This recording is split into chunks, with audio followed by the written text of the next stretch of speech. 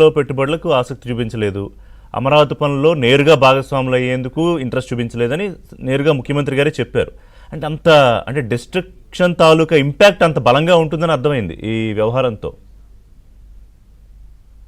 రిషి గారు, ముఖ్యమంత్రి గారు చెప్పినట్టు, లోకేష్ గారు చెప్పినట్టు, జగన్మోహన్ రెడ్డి గారు పారిశ్రామికవేత్తలను భయపెట్టాడు, సింగపూర్ ప్రభుత్వాన్ని కూడా భయపెట్టాడు. నిజానికి ఏంటంటే సింగపూర్ ప్రభుత్వాన్ని బెదిరించడం అనేది ఆయన ఉద్దేశం కాదు. ఓకే, ఆంధ్రప్రదేశ్లో చంద్రబాబు నాయుడు గారు ఆనవాళ్లు కనిపించకుండా ఉండాలి, ఆయన పిలిచిన ప్రతి వ్యక్తిని భయపెట్టాలి. ముఖ్యంగా ఏంటంటే చంద్రబాబు నాయుడు గారి మీద కక్ష. ఆయన ఎవరిని పిలిచినా ఈయనకి విరోధే. అలా పగబట్టేసేసి అందరిని భయపెట్టాడు.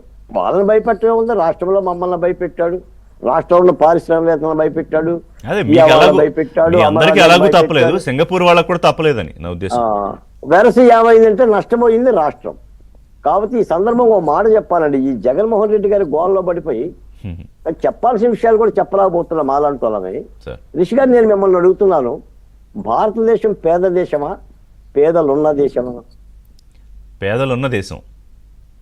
పేద దేశం కాదు కదా. కాదు.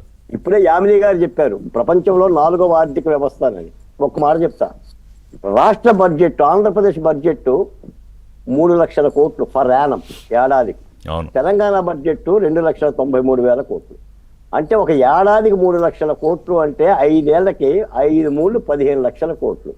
29 రాష్ట్రాల కలిపితే 300 లక్షల కోట్ల బడ్జెట్ దేశంలో. కేంద్ర బడ్జెట్ దాదాపు 35 లక్షల నుంచి 40 లక్షల కోట్లు. వెరసి దేశ బడ్జెట్, దేశంలో రాష్ట్రాల బడ్జెట్ 5 ఏళ్ళకి కలిపి 450 లక్షల కోట్ల నుంచి 500 లక్షల కోట్లు. అయినా కూడా తల్లి భారతి, ఎండిన స్తనాలపైకి ఎగబడ్డ బిడ్డలను ఓదార్చలేని దీనత్వం నీది అంటాడు చెరబండరాజు. ఈ దేశంలో పేదోడు అలాగనే ఉన్నాడు. సాధారణంగా ఏంటంటే కుప్పు ఉంటే కదా పూలు పెట్టాలి, పప్పు ఉంటే కదా ఎన్ని పూలన్నా పెట్టాలి అని.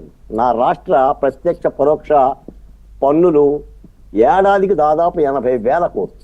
నేను మాట్లాడుతున్నానండి, ఈ రాష్ట్రంలో ఎమ్మెల్యే ఆదాయం ఎంత, ఎంపీ ఆదాయం ఎంత, మంత్రుల ఆదాయం ఎంత, అధికారుల ఆదాయాలంత, ఎక్కడన్నా ఏదైనా తగ్గిందా?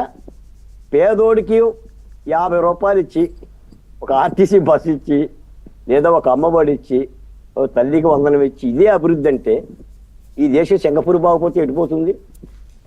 అది అభివృద్ధి కాదు కదా, అది సంక్షేమం కదా బాలకోటే గారు, అది సంక్షేమం. అభివృద్ధి కోసం చేసే కార్యక్రమమే సింగపూర్, దుబాయ్, మలేషియా నుంచి పెట్టుబడులు. రిషి గారు, మీకు సంక్షేమానికి డబ్బులు ఎక్కడి నుంచి వస్తాయి? సింగపూర్ వచ్చే పరిశ్రమ పెడితే ఆళ్ళు కట్టే ట్యాక్సుల నుంచే కదా. ఏ దేశీయ ఉత్పత్తులు పెరగవా? దేశీయ సంపద పెరగదా? ఈ దేశంలో పారిశ్రామికవేత్తలు పెరగరా? ట్రంప్ గారు వార్నింగ్ ఇస్తున్నాడు, ఏం చేస్తారు చెప్పండి సార్. ఇప్పుడు గతంలో ప్రభుత్వ రంగం, ప్రైవేటు రంగం అని 2 రంగాలు ఉండేవి. ఇప్పుడు ప్రభుత్వ రంగాన్ని కుదేలు చేసి ప్రైవేటు పరుగులు పెట్టుకుంటే ఎంత. అంటే మీరు యాక్చువల్ గా మీరు లేవనెత్తిన పాయింట్ చాలా పెద్ద డిబేటబుల్ పాయింట్. అయితే మనకున్న అతి తక్కువ లిమిటెడ్ టైంలో దాన్ని చర్చించడం, దీంట్లో చర్చించలేం. కానీ వాస్తవం మీరు చెప్పింది. అందుకని రఫీ గారు, స్వదేశీ పరిశ్రమలను కూడా పెంచాలి, స్వదేశీ పారిశ్రామికవేత్తలకు ప్రాధాన్యత ఇవ్వాలి, సందేహం లేదు. ఆ విధమైన అభివృద్ధి కార్యక్రమాలు కూడా తీసుకొని రాగలగాలి.